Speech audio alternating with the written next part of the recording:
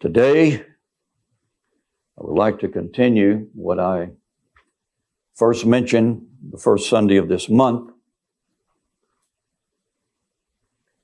And the title of this sermon today is King Saul, Abraham Lincoln, FDR, and Joseph Stalin. I think you know where I'm going. It shows a progression of totalitarianism in the world. Our text is found in 1 Samuel chapter 8.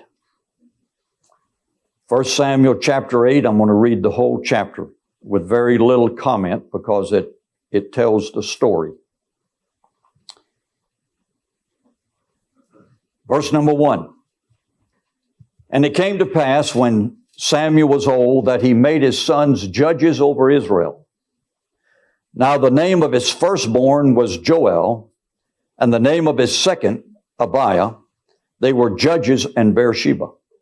And his sons walked not in his ways, but turned aside after lucre, took bribes, and perverted judgment.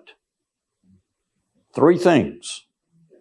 Then all the elders of Israel gathered themselves together and came to Samuel unto Ramah, and said unto him, Behold, thou art old, and thy sons walk not in thy ways.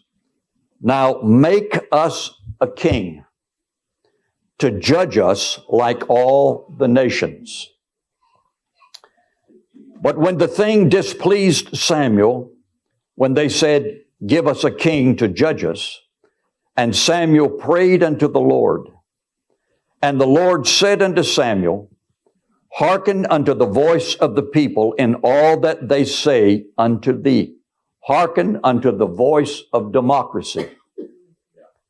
For they have not rejected thee, but they have rejected me, that I should not reign over them. According to all the works which they have done since the day that I brought them out of Egypt, even unto this day wherewith they have forsaken me and served other gods, so do they also unto thee. Now therefore hearken unto their voice. Howbeit yet protest solemnly unto them, and show them the manner of the king that shall reign over them. And Samuel told all the words of the Lord unto the people that ask of him a king. And he said, This will be the manner of the king that shall reign over you. He will take your sons and appoint them for himself, for his chariots to be his horsemen, and some shall run before his chariots. And he will appoint him captains over thousands and captains over 50s, and set them to ear or to plow his corn or ground, and to reap his harvests, and to make his instruments of war and instruments of his chariots. And he will take your daughters to be confectionaries and to be cooks and bakers. And he will take your fields, your vineyards, olive yards, even the best of them, and give them to his servants. And he will take the tenth of your seed and of your vineyards, and give to the officers and to his servants. Cronyism. And he will take your men servants, and your maid servants, and your goodliest young men, and your asses, and put them to his work. He will take the tenth of your sheep, and ye shall be his servants. And ye shall cry out in that day because of your king, which ye shall have chosen you, which ye shall have chosen you, and the Lord will not hear you in that day. Nevertheless, the people refused to obey the voice of Samuel, and they said, Nay, but we will have a king rule over us, that we also may be like all the nations, and that our king may judge us and go out before us and fight our battles. And Samuel heard all the words of the Lord, and he rehearsed them in the ears of the Lord. And the Lord said to Samuel, Hearken unto their voice, and make them a king. And Samuel said unto the men of Israel, Go ye every one unto his city.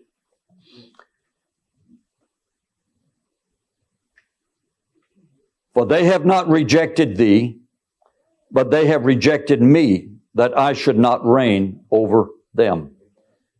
Also in this same book, when we come to chapter 12 and verse 12, the Lord is rehearsing the history of Israel, and He told the Israelites when this particular king, the king of Ammon, came against you, ye said unto me, No, but a king shall reign over us when the Lord your God was your king. Yes. In other words, they went from a theocracy to a democracy. From a theocracy to a democracy. Also in the book of Psalms, chapter 106, it tells us this. Moses is rehearsing the Israel history, and he gives a lot of the instances, examples of their rebellion. And then he said this, God gave you your request, yes, but He sent leanness unto your soul. Yes. The Lord will and has, according to His book, allowed His people to have their way, but He sent leanness, consequences, trouble because of their choices.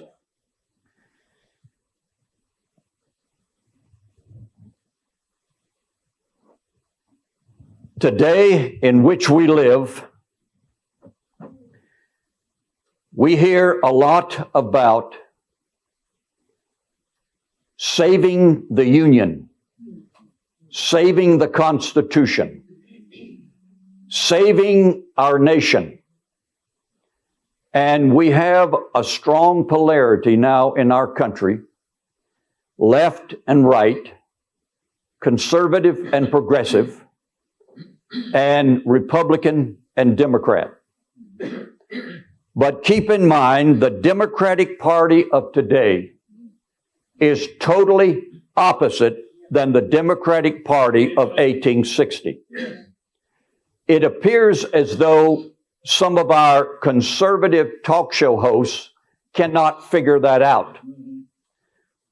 I am thoroughly disgusted with some of our conservative leaders who praise a man by the name of Abraham Lincoln, who I call the father of American totalitarianism. And they say that he freed a bunch of people. And therefore, he is become Father Abraham. He is not only a historical figure, he is now a religion. And we are asked to bow at the altar of Abraham Lincoln. But we must know the truth of what this man was, what he did, what he stood for. The man was a liar. He was an infidel. He was a mocker of sacred things, of the Bible. But yet he is put upon the pole, high upon the pole of the righteous in our nation, even among the Democrats and the Republicans.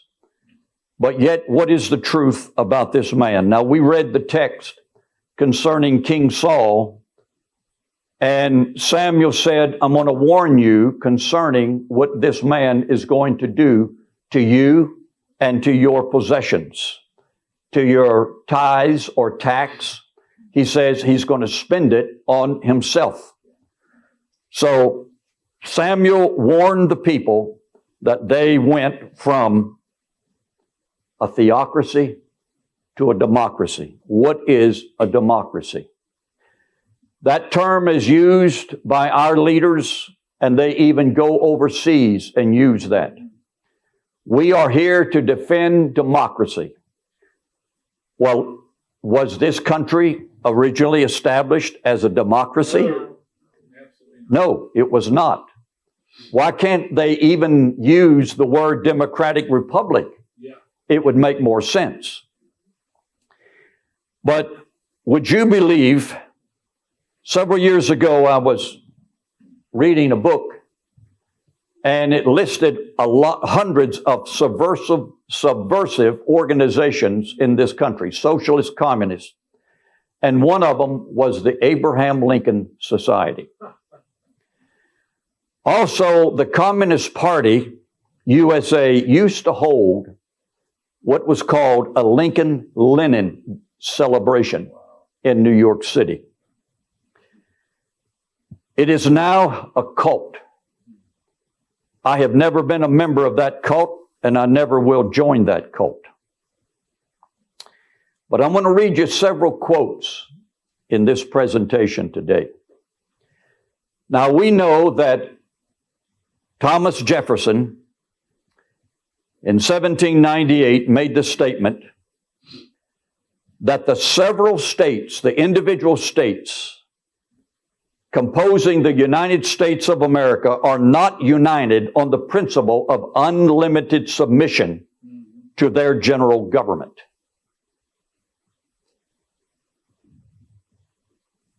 Did the general or federal government establish the states, or did the states establish the general government?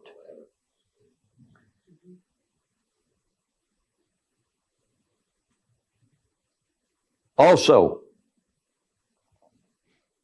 the citizens of the free and independent states, as they are called in the Declaration of Independence, did not irrevocably delegate their sovereign powers to the federal government. Amen. This is what Lincoln said in 1847, 13 years before he became president.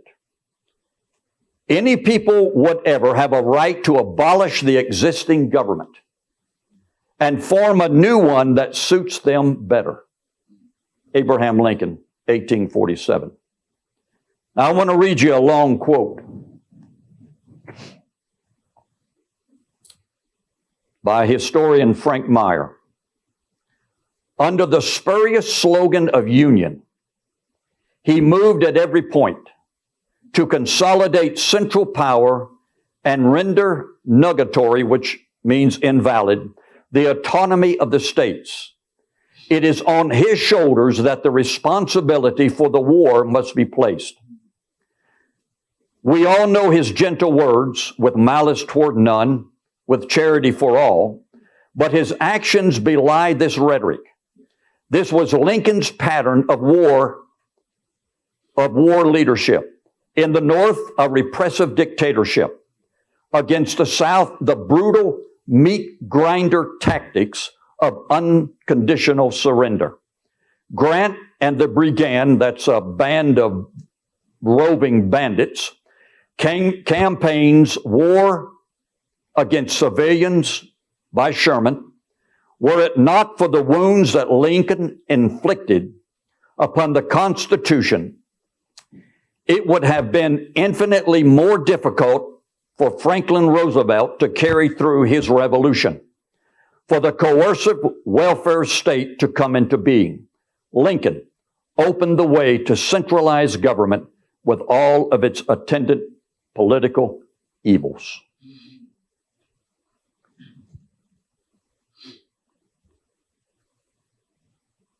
When Lincoln took office,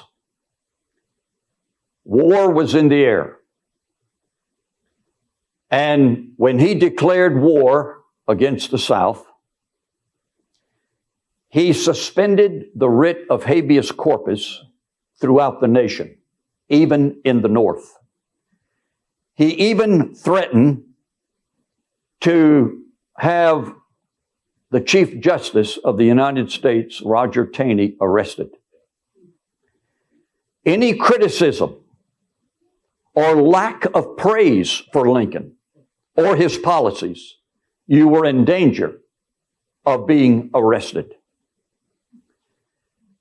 George Brown, a wartime mayor of Baltimore, was imprisoned without due process because he made some statements against Lincoln's policy.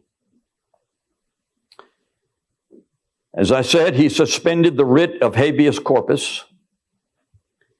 Therefore, the Lincoln administration was free to impose totalitarian state tyranny on the northern states. Tens of thousands of northern state citizens were imprisoned. This is our beloved Republican Party. 38,000 citizens were imprisoned without due process, and sometimes held for the duration of the war. They were called the Copperheads of the North. Here's several examples of Lincoln's policies and what he did to individuals. Some Democratic speakers, as critics of the Lincoln administration, were arrested as soon as they finished their speech. And some were arrested for making comments on the street corners. In August of 1862, a Pennsylvania citizen said that he would rather serve in the Confederate Army for 5 cents a day than to accept a generous bounty to join the Union Army. He was arrested.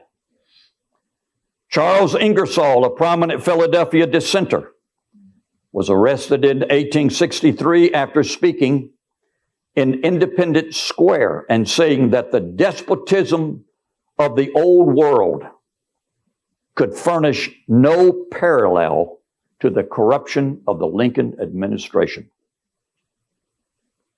Judge Andrew Duff and Dr. Israel Blanchard, respected Illinois Democrats, were arrested in 1862 because they spoke disparagingly of Lincoln. Dr. Edson Olds was arrested after a speech in which he blamed Republicans rather than the Southerners for the war, and he asked to stop the bloodletting. During a party rally held at the Central Democratic Club in Philadelphia, armed soldiers invaded the hall and routed the people out into the street. Army units broke up large Democratic rallies. What happened to free speech? Also, when Senator Hendricks was speaking, soldiers with fixed bayonets advanced towards the speaker and threatened to make a summary disposal of him. He quickly ended his speech. Republican rowdies shouted down Democratic speakers at rallies or wherever they may be, on the streets and so forth. Brigadier General Carrington, headquartered in Indianapolis, took a force of 250 soldiers to Illinois to arrest Judge Charles Constable because he disagreed with the judge's judicial reasoning. Secretary of War Simon Cameron ordered the arrest of a New Jersey Democrat named James Wall after a Republican postmaster reported that the fellow was a dangerous person. He was one of the deplorables of that day. Now, there was a lot of anti-war sentiment in the North, in New York City and other cities. But Lincoln quickly and harshly put that down. Among people that were arrested were Wall Street bankers, priests, merchants, policemen, anyone who expressed any type of disloyalty to the Lincoln administration. In fact, he even arrested prominent men to make an example to all the others. The list goes on and on. Now, one of the men that was arrested, Congressman Van Landeham, was actually expelled and sent out of the North down to Tennessee. He eventually wound up in Canada. He was deported because he disobeyed or he wasn't compliant with all the policies of the Lincoln administration. Here's something else. Lincoln himself secretly financed a German language newspaper in Springfield, Illinois, so that he could control what was reported in the papers. Also, he had throughout the North a lot of loyal newspaper editors that had a manipulation of the media. Fake news is nothing new. It's been going on quite some time. In fact, the Philadelphia Inquirer, a mouthpiece of the Republican Party, they printed this. The administration is now satisfied that the safety of the Republic requires that those papers in the North which do not yield a heavy and hearty support to the government and to all the measures of the administration, and which by their sympathy with the South nourish at the North a hostile feeling against the government, shall be warned to desist, and if they persist, shall be suppressed. Attorney General Bates has been consulted on the subject and says that the government would be perfectly justified in doing so.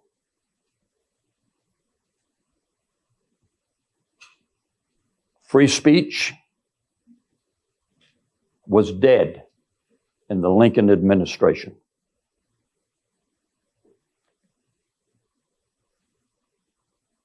The New York Journal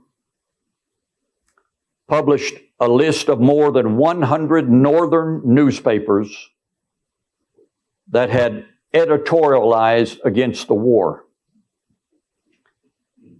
The Lincoln administration then ordered the post office to deny them the use of the mail.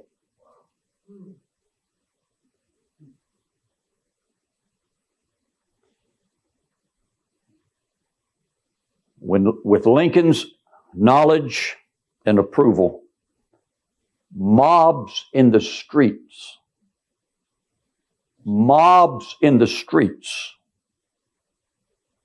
thugs destroyed printing presses, and soldiers arrested and imprisoned owners and editors of newspapers without due process.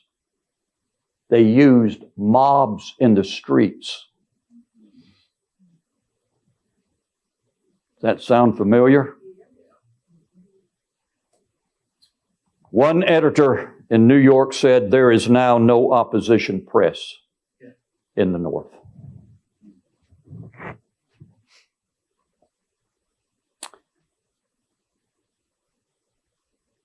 Let me read you this.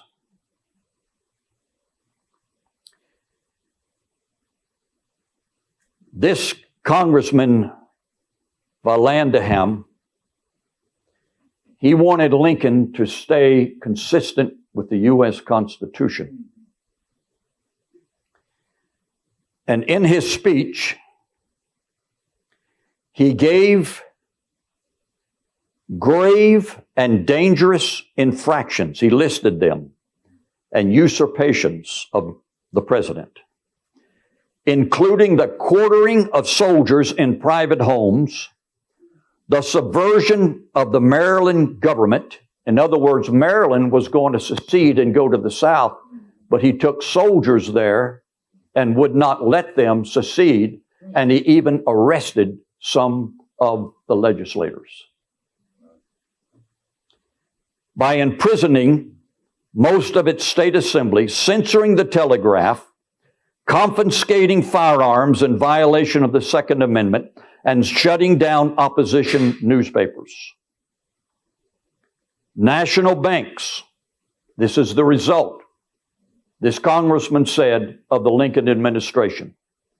National banks, bankrupt laws, a vast and permanent public debt, high tariffs, heavy direct taxation, enormous expenditure, gigantic and stupendous peculation, which means the misuse of public funds, strong government, no more state lines, no more state governments, and consolidated monarchy, and created a vast centralized military despotism.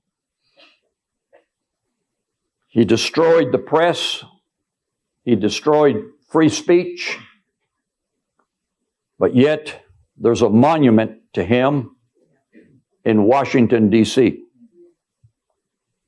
And they tell us that he saved the Union. What he did, he destroyed the Constitution and created a totalitarian state.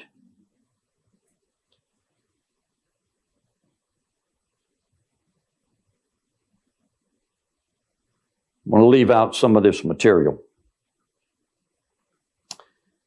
Lincoln, as I mentioned, had a lot of people, including newspaper editors and owners of newspapers, arrested. And he even had the grandson of Francis Scott Key arrested in Baltimore because he disagreed with the Lincoln administration. Now, folks, we've all been to public school. We've all heard preachers in our lives. We've listened to politicians. And we've been lied to by the press, by professors, by preachers, by politicians, by prostitutes seeking political promotion. We've even been lied to by the pimps for financial gain. And therefore, what you hear on most liberal and conservative news outlets is false when it comes to this subject. Now, our nation today is divided, and they always have to have a whipping boy. And that whipping boy is the South and the Southerners, or the rebels, or the Confederates, or the slave owners. And the truth is not being told by either party. When it comes to the matter of this Emancipation Proclamation, it never set one slave free. If it did, there would have not been the necessity of the 13th Amendment. It was the 13th Amendment in 1866 that set the slaves free. Abraham Lincoln's speech did absolutely nothing. It was nothing but a war necessity act to try to get a Southern slave rebellion in the South against the white slave holders. Alexis de Tocqueville, in his book, said, "The prejudice of race was worse in the North than in the South. There were laws against blacks being on juries, the right to vote, and so forth. Where did the American Colonization Society form? It was in the North. And the purpose was to take every free slave or every free black and send them back to Africa, to Liberia, with Monrovia being the capital city named after President James Monroe. So we have to have our facts straight. The major slave ports into North America was not Mobile, was not Charleston, was New York, was Boston, Newport, Rhode Island. In fact, the slave ships were built in New England.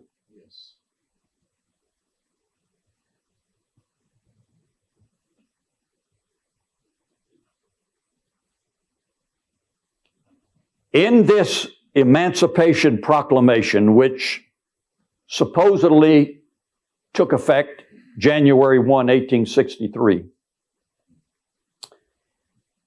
all Union territory was exempted from emancipation, including such states as New Jersey, which did not end slavery until 1866, 13th Amendment. In every major Civil War battle, slave owners from states that were in the Union fought against Confederate soldiers who owned no slaves. The hypocrisy. Can our modern leaders read? I don't think they read. If they read, they have mental myopathy. They only believe what fits the narrative. And I'm saying both Republican and Democrats.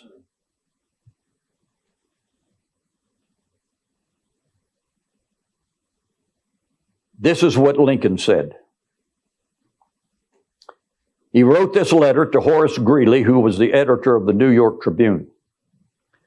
My paramount objective in this struggle is to save the Union, and is not either to save or to destroy slavery. If I could save the Union without freeing any slave, I would do it. And if I could save it by freeing all the slaves, I would do it. And if I could save it by freeing some and leaving others alone, I would also do that.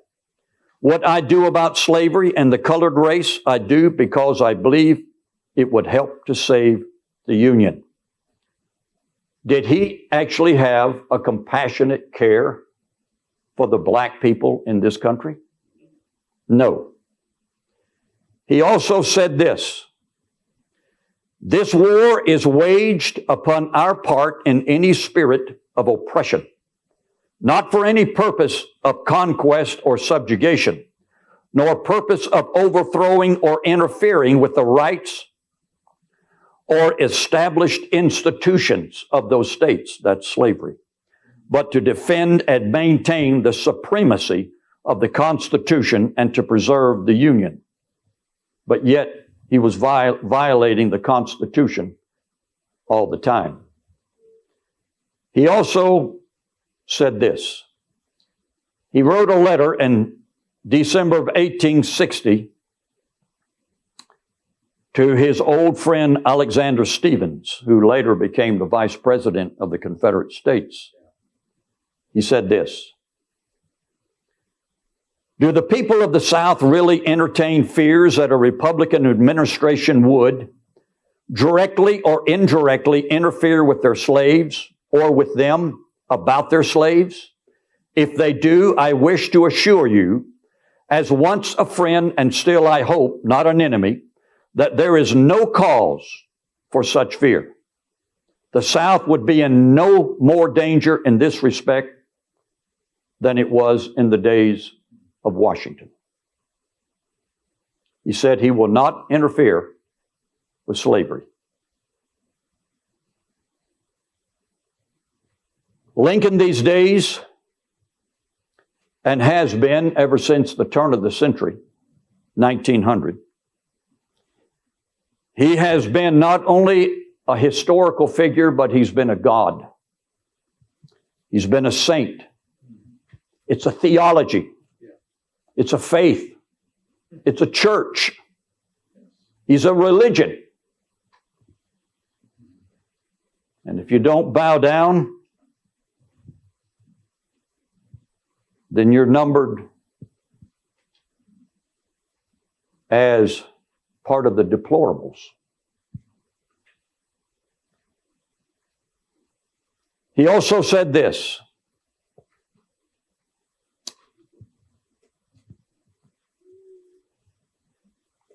I have no purpose, directly or indirectly, to interfere with the institution of slavery in the states where it exists. I believe I have no lawful right to do so, and I have no inclination to do so. Those who nominated and elected me did so with full knowledge that I made this and many similar declarations and had never recanted them. Now, did he keep his word? He called the Emancipation Declaration or proclamation a necessary war measure. That's it. He was hoping that it would arouse the slaves of the South to rise up and kill the whites. When he issued this in 1862, effective to take place January 1, 1863, it read this way: except the parishes of St. Bernard, Plaquemine, Jefferson, St. John, St. Charles, St. James, Assumption, Terrebonne, La Force, St. Mary, St. Martin, and Orleans, including cities of New Orleans.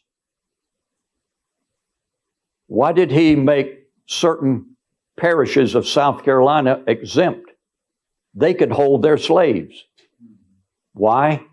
Because the Union Army was in control of those parishes at the time.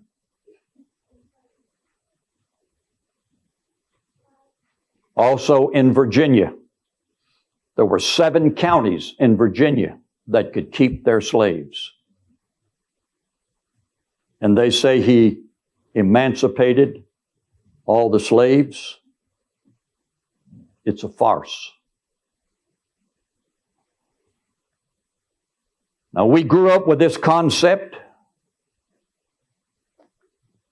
coming all the way from our Constitution, Declaration of Independence.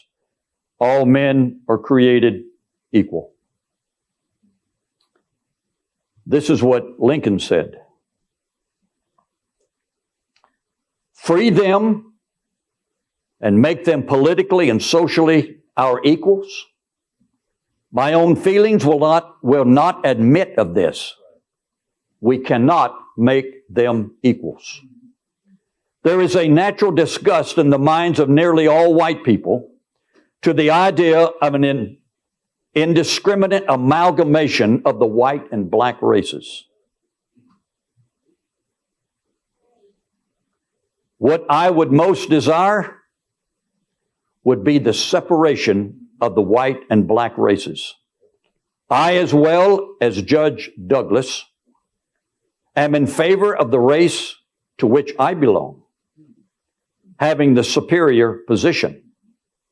I have never said anything to the contrary. Abraham Lincoln. I am not, nor ever have been, in favor of bringing about in any way the social and political equality of the white and black races.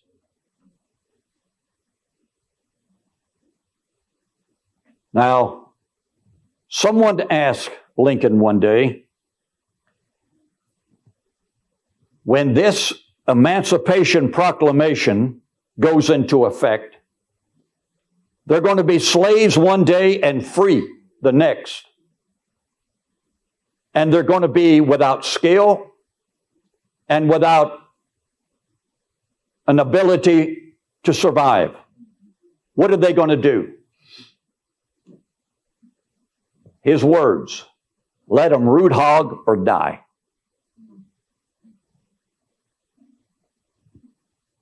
Take the picture off of the classroom wall.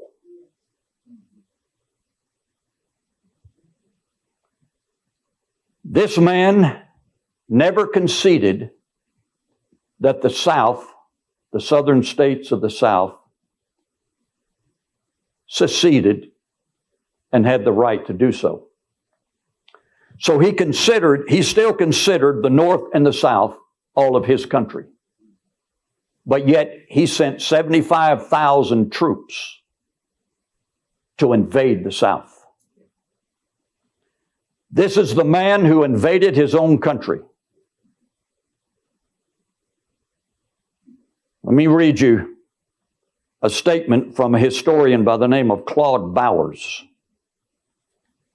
Don't ever read this book late at night because it'll keep you awake. This is what he said. That the Southern people literally were put to the torture is vaguely understood. But even historians have shrunk from the unhappy task of showing us the torture chambers. Claude Bowers. Also, a report by a Union soldier when he was, and his company was in Robertsville, South Carolina. He said, the indiscriminate pillages of houses is disrespectful. Houses in this vicinity of free Negroes even have been stripped. Shocking to humanity. General George McClellan was Lincoln's first commander in the field. And he is called a do-nothing general because he would not invade non-combatants. He would not kill civilians because his wife would write him letters. Remember what you learned at West Point. The Christian principles of warfare. You do not kill innocent people. So therefore, Lincoln fired him. So he hired butchers to do his job. Here's another statement by historian Lee Kennett. Had the Confederates somehow won, had their victory put them in position to bring their chief opponents before some sort of tribunal, they would have found them justified, as victors generally do, in stringing up President Lincoln and the entire Union High Command for violation of the laws of war, specifically for waging war against non-combatants. Now, the first Geneva Convention was signed in 1864. And the United States and other nations signed it. That they would treat prisoners of war in a civil way. They would provide for them. And they would not make war upon non-combatants or property that was not for military use, such as homes, farms, ranches, and animals. They would not in any way harm them. But that's not what happened. in Lincoln's original war plan was called the Anaconda Plan. And this Anaconda Plan actually was designed to have a naval blockade around the southern coast with an invading army of the North and actually starve the people to death. Nice man, huh?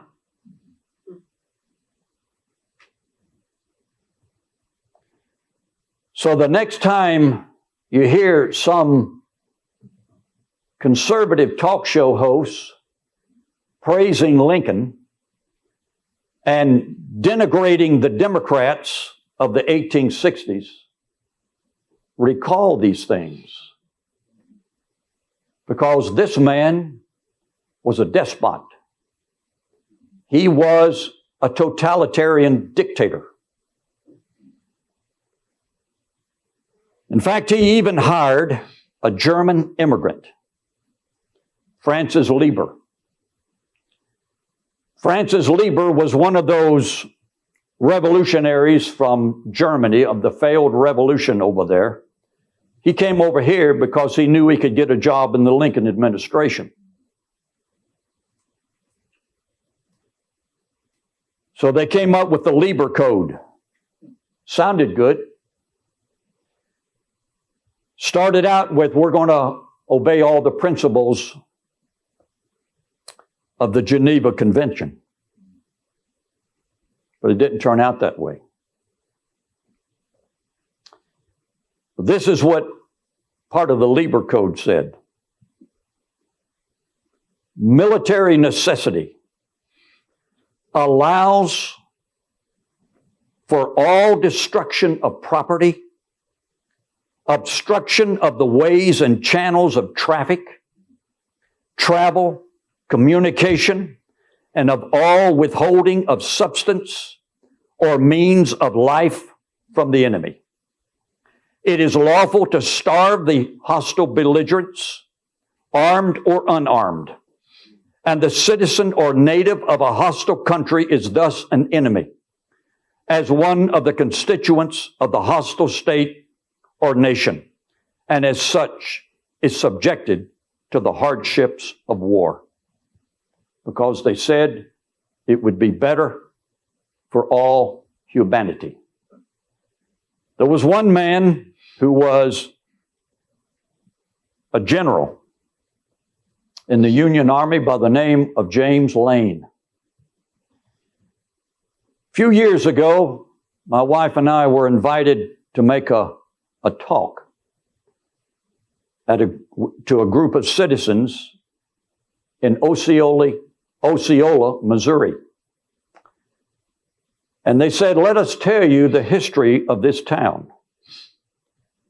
General James Lane came over to this town and burned this town to the ground. Houses, stores, plants, everything.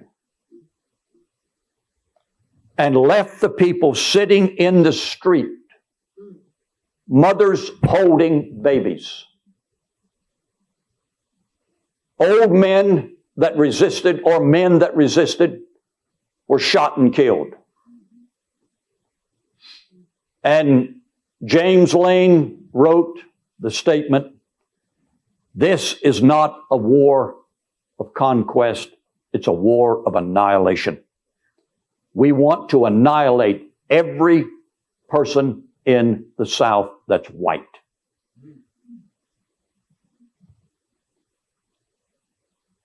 He said, they're not even worth the bullet to shoot them. It would be waste of lead.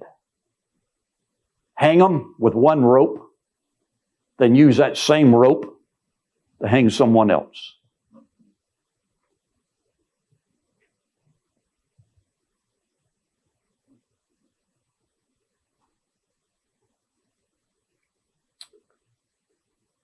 The war crimes that were committed by the Union Army with the consent and the approval and the knowledge of Abraham Lincoln is unsurpassed in war history.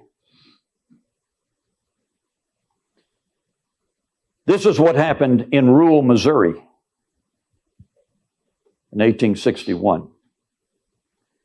In the rural areas and small towns of Missouri, arson, theft, and murder by federal soldiers became so common that vast sections of the state were uninhabited by war's end.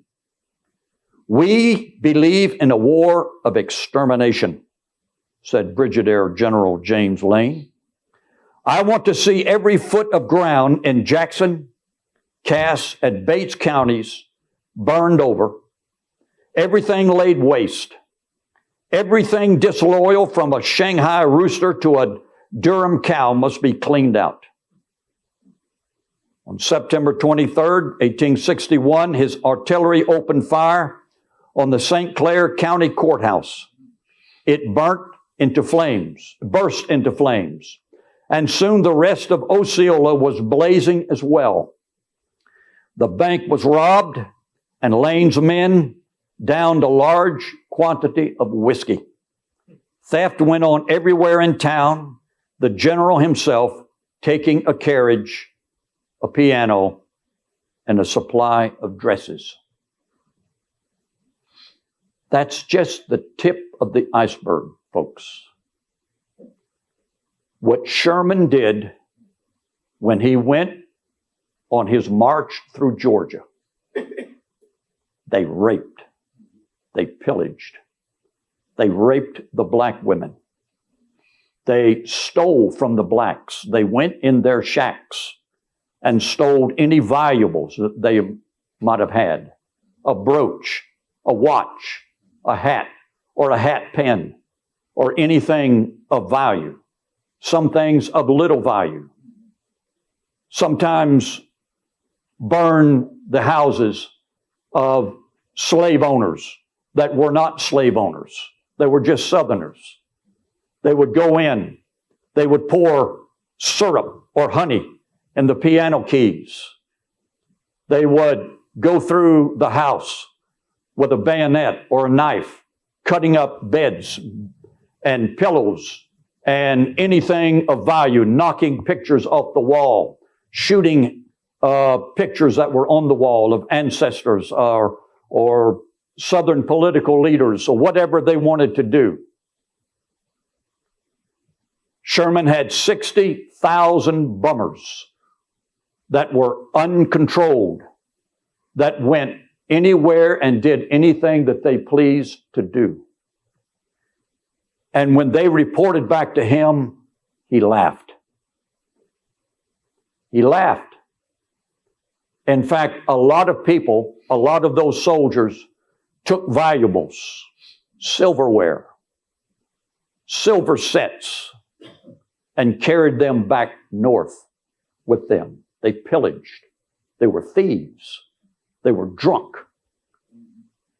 They were without any sense of morality whatsoever as he marched from Atlanta to Savannah. They killed Negroes.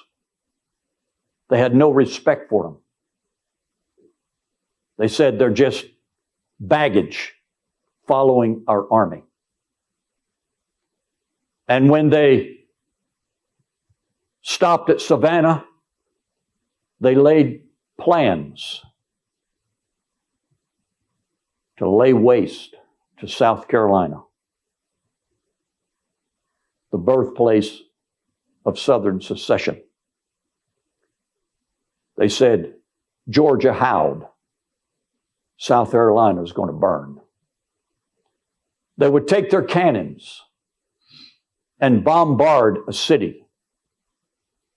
They would plant explosives underground so that when they exploded, it would rock the foundations of chimneys and homes and plants. They would crumble.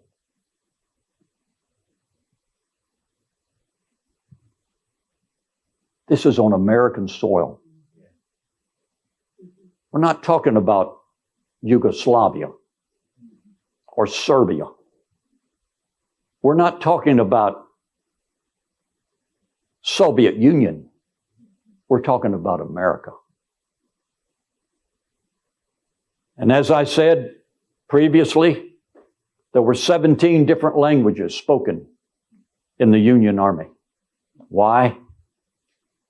Men left over from the Crimean War. Men left over from the failed revolutions in Germany and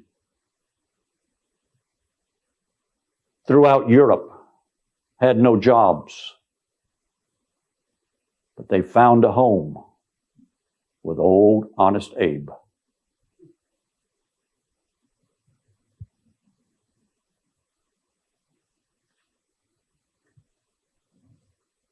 Folks, I cannot tell the story sufficiently. No one book can paint the picture. General Philip Sheridan, as he went through the Shenandoah Valley of Virginia, I think it was General Grant who told Sheridan, when you go through, your army goes through the Shenandoah Valley, I want you to lay that place waste so that if a crow would fly over, he would have to bring his own lunch. This is America, land of the free and the home of the brave.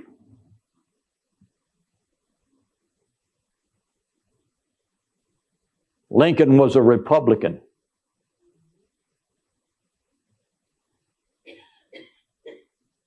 There were generals and officers of the North, as they were in the South.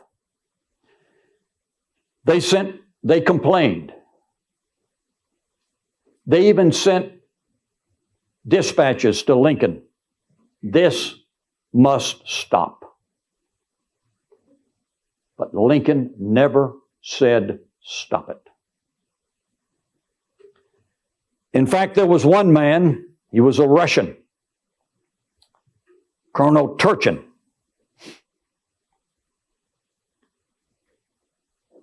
He knew how to instruct his men in gang raping black women, destroying and stealing anything of value, and assaulting the residents. They even had Union soldiers in the family cemetery digging up graves to find any valuables that were buried with them. And also to throw that dead body out of that coffin so that they could use that coffin for a Union soldier. Have you ever seen this on television?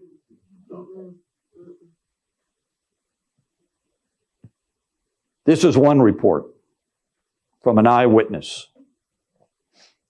From the end of the bombardment and at the first invasion of the town by Union forces, Fredericksburg, Virginia, was mercilessly sacked. All day from the houses, and particularly from the grand old homes that distinguished the town, came the noise of splintering furniture, the crash of chinaware, and now and then a scream.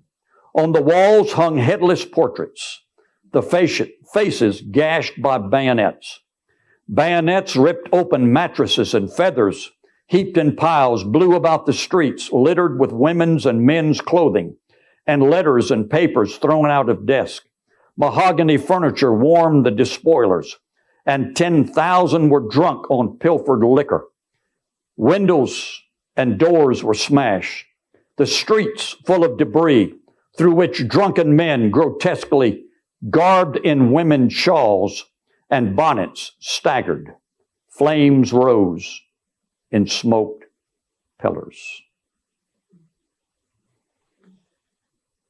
And when one general was approached, who's supposed to have been a Christian general of the North, his excuse was, soldiers are not angels.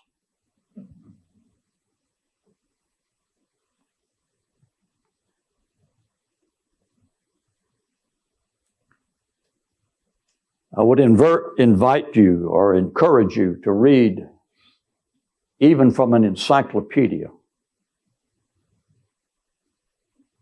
the invasion of the city of Atlanta, Georgia. Demolition, desecration, destruction, not only of the city, but murdering of people. These 60,000 bummers, out of control, would go to a plantation or a home, steal what food they could carry. And what they couldn't carry, the animals that they couldn't carry, they shot and killed. The pigs, the horses, even family dogs. We're talking about demons from hell. Yes. Amen. Columbia, South Carolina. Don't even go there and trying to describe what they did to that city.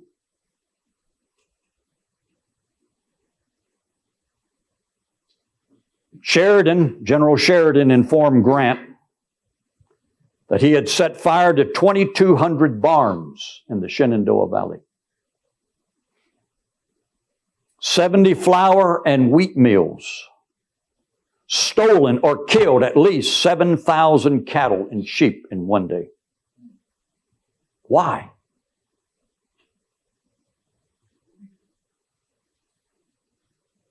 And they were fighting to overthrow slavery?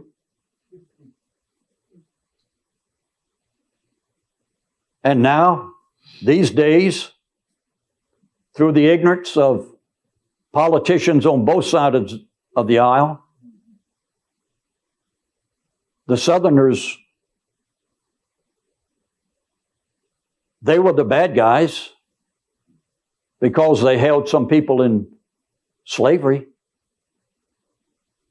But the butchery of the North is never mentioned.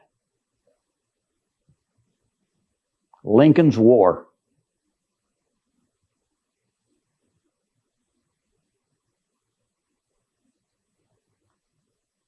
It was stated in one history book that General Sherman's army, his regiment from New York, was filled with big city criminals and foreigners fresh from the jails of Europe. They let them loose. They didn't come fight for the South, for the North. They could express their demonic rage. Lincoln enacted what is called a total war policy. Then after the war, it was Sheridan.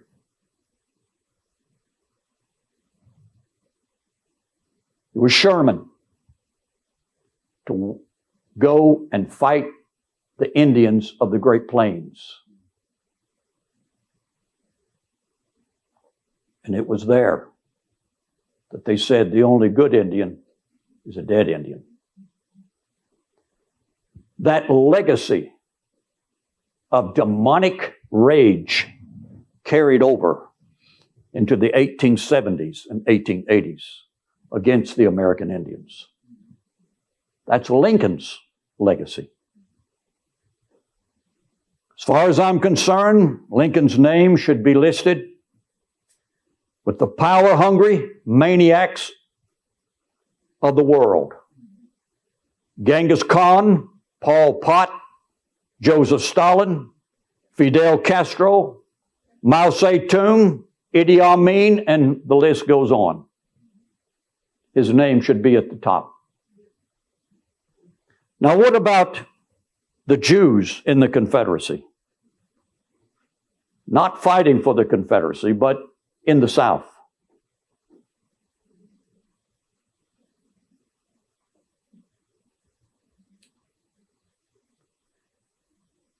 Taken from the book Foreigners in the Confederacy by Ella Lon. It is probably safe to say that only one group of Germans were in sympathy with slavery, the Jewish slave traders. I continue.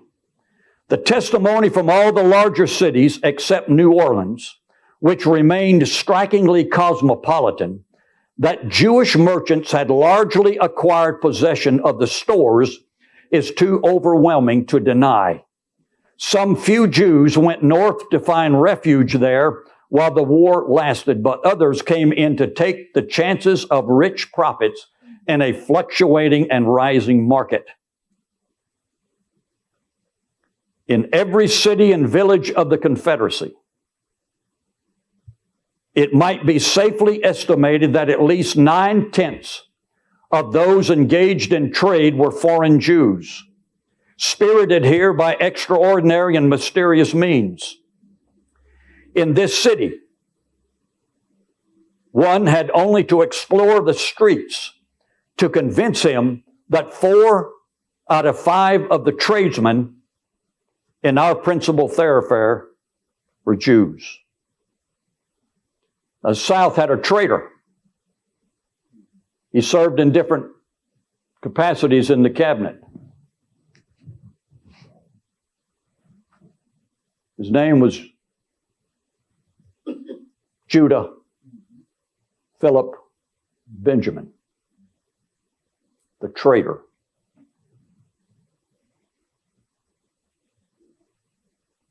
This writer goes on to say that it's held by official permission from Benjamin, the trader, that this swarm of Jews from all parts of the world had come to this country and were permitted in many cases to conduct illicit traffic without official examination into their transactions.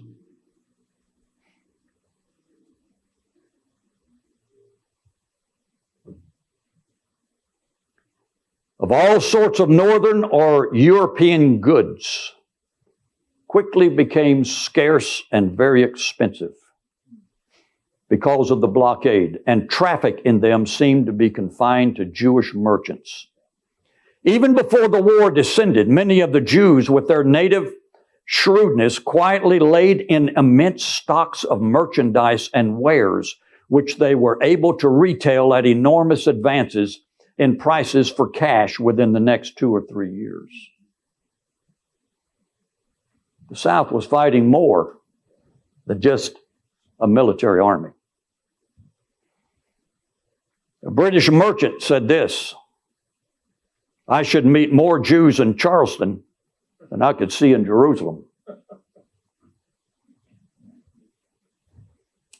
There's a story told of how a Jewish German lad of 16 in Richmond, exchanging his real name of Solomon Guthman for the American one of James Wilson, had made enough money in 2 months by smuggling goods from Nashville to Atlanta to plan to return to Germany.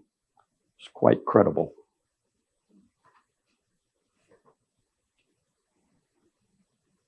When trade descended to the level of peddling, it was pretty likely to be conducted by an Irishman or a German Jew.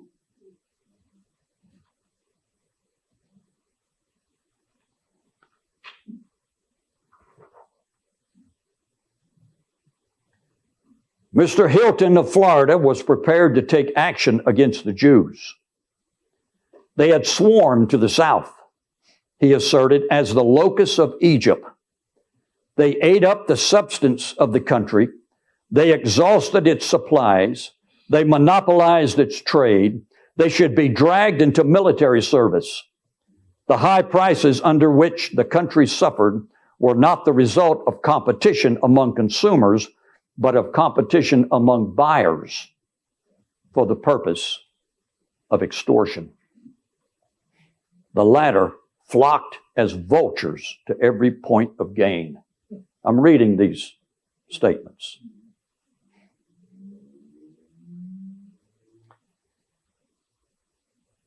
But now that they were eating out the land's substance, and by their speculation depreciating the currency, they were of no earthly use.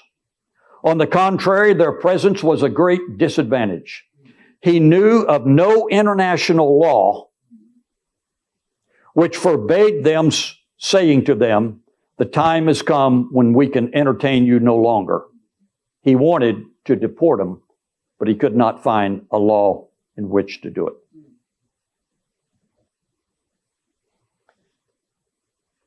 It's a well-known fact that the carpetbaggers of the South from the North were Jews. And they came to buy cotton for a dime on the dollar. And they had goods, they had stores. They could cross enemy lines. They got shipments from the North. They brought them cheap. They sold them high to Southern soldiers.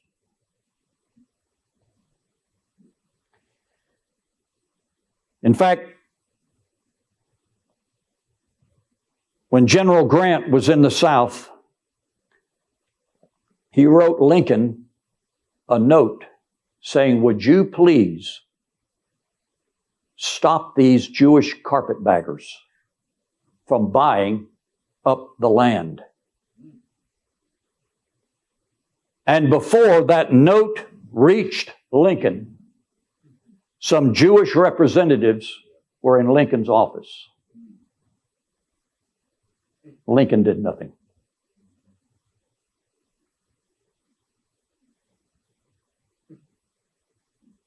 Let me read you a little more.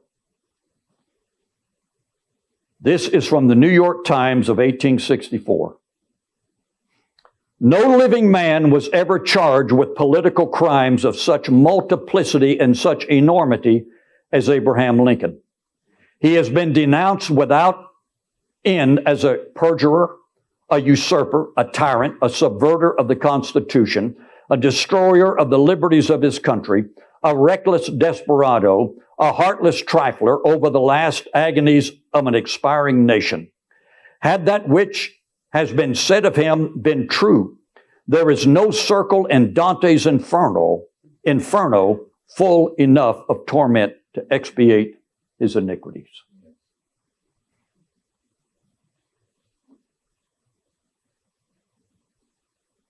The Gettysburg Address. "Today we are engaged in a great civil war. That government of the people, by the people, and for the people shall not perish from the earth." This is what H.L. Mencken wrote. He was an American writer and a critic. He said, "The doctrine of the Gettysburg Address is simply this: that the Union soldiers who died at Gettysburg sacrificed their lives to the cause of self-determination. It is difficult to imagine anything more untrue. The Union soldiers in the battle actually fought against self-determination. It was the Confederates who fought for the right of their people to govern themselves."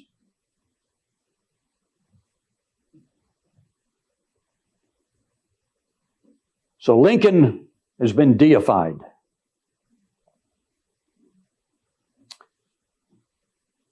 But that man did not even have the decency to attend his own father's funeral.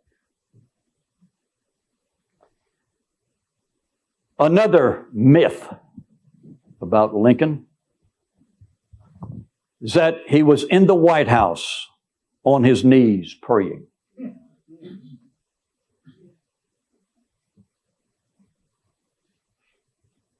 That's still perpetuated by Christian writers.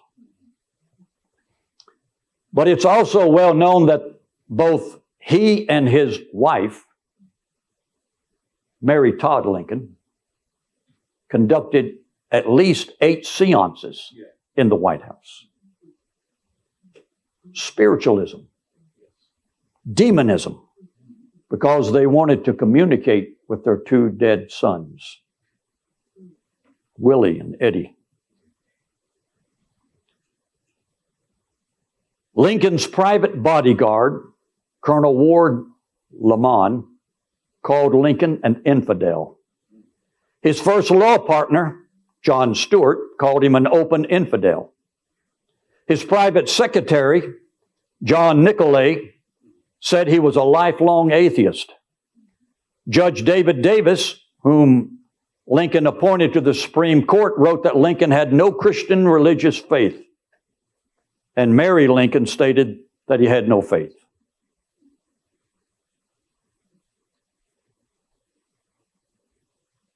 William Herndon, Lincoln's friend, said this about him. Lincoln believed that the Bible was not inspired. Number 2, Jesus was illegitimate.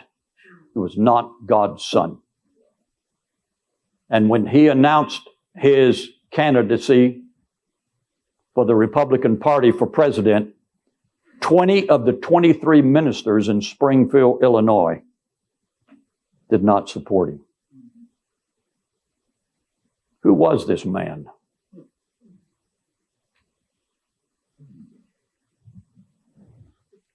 How have we been so bamboozled? I hold in my hand a copy, 3 or 4 pages, of the Heritage of Rutherford County, North Carolina. Volume 1. I've had this in my possession for over 20 years.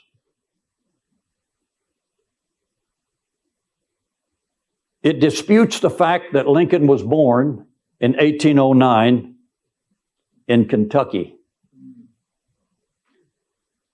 Lincoln's real name was not Lincoln. It was Enloe, E-N-L-O-E.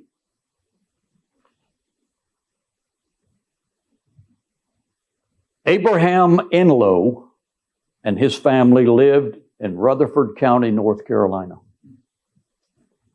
He was a rich man, and Nancy Hanks was a servant girl, white servant girl in their home. And he got her pregnant.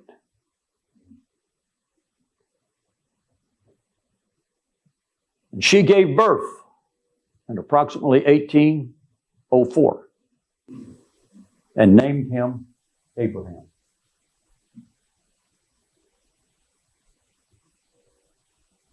Abraham Enloe, his family, were tall, lanky, thin, gaunt, and intelligent.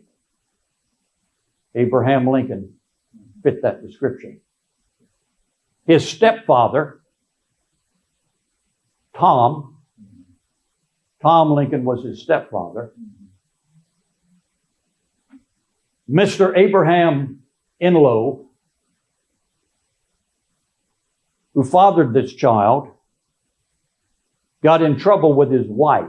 And his wife said, "You've got to get rid of this woman and her baby."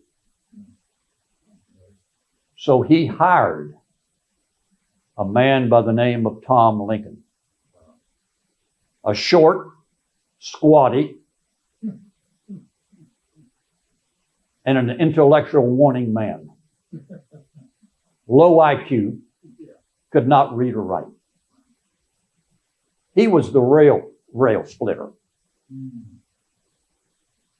So Mr. Enloe paid Tom Lincoln to marry this woman, Nancy Hanks, take her baby, and move to Kentucky.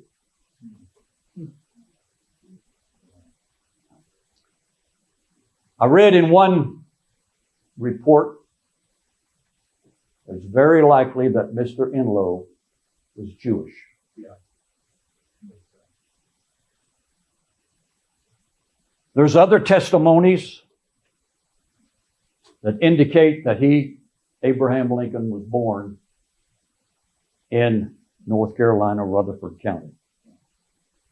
In fact, you can even look up on your internet, Bostic Lincoln Center, Bostic, North Carolina.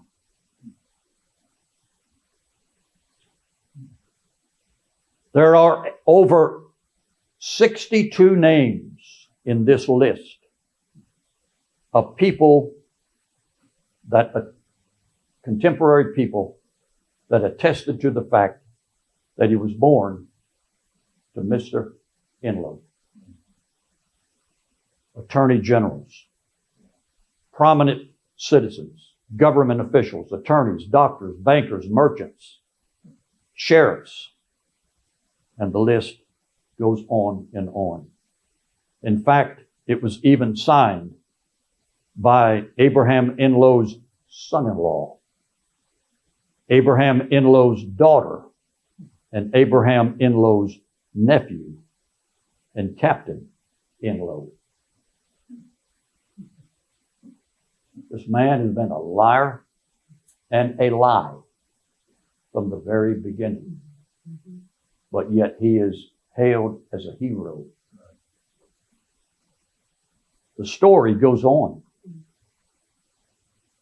But our civility tells me to quit.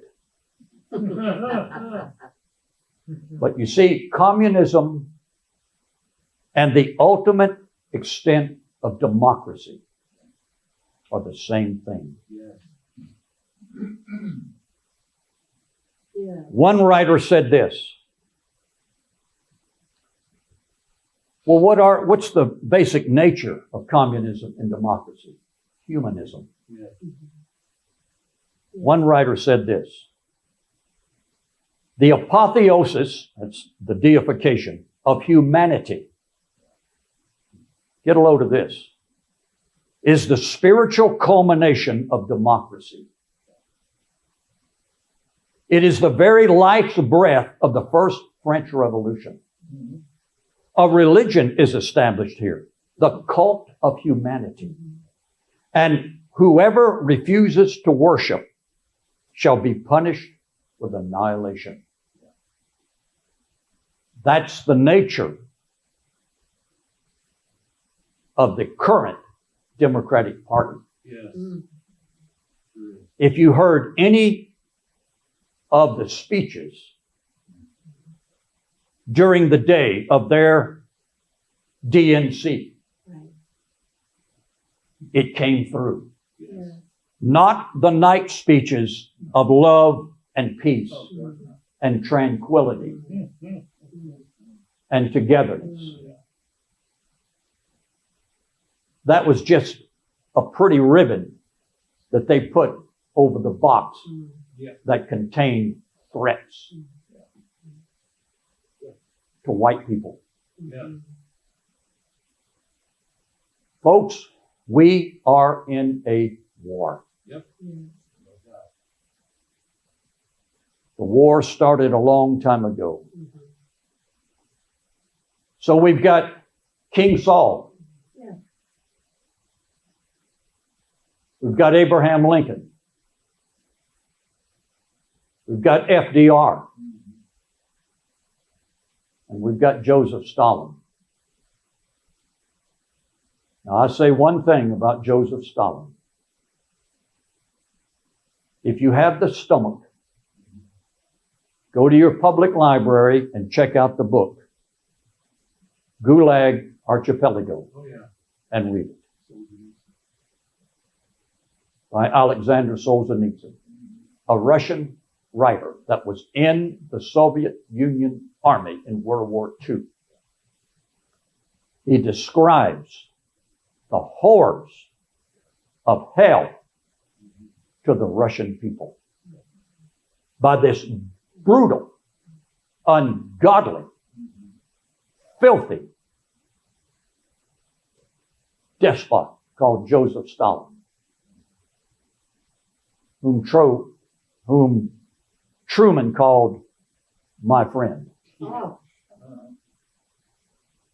And we supplied the military aid to them when George Patton said, cut it off, and we'll go all the way to Moscow. And they murdered him.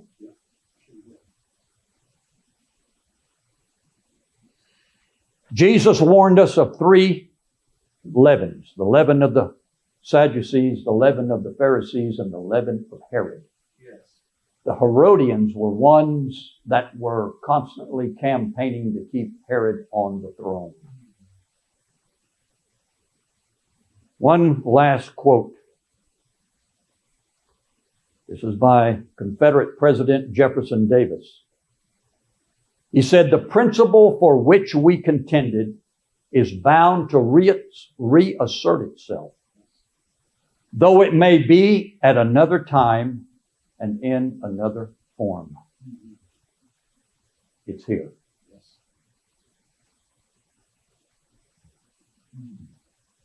God help us.